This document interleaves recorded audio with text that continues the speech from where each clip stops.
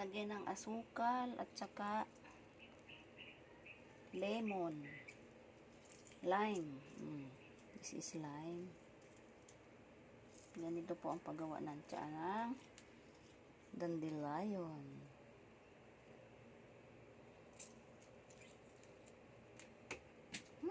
Nahulog pa. Haluin.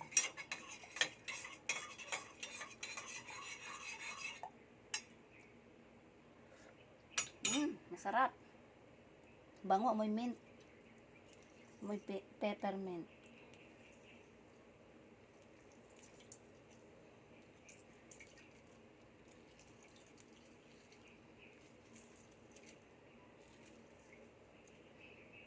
Ito pong dandelion ay napupulot lang diyan sa may farm ninyo o kaya sa may tabi-tabi ng bahay diyan. Ang kulay ng bulaklak nito ay dilaw. Yan ang dandelion, ginugulay yan. Masarap yan sa munggo at saka sa manok na ginisa. Kahit sa sinabaw na isda, sarap. Maasim-asim. Ito po ang tea. Herbal tea ng dandelion.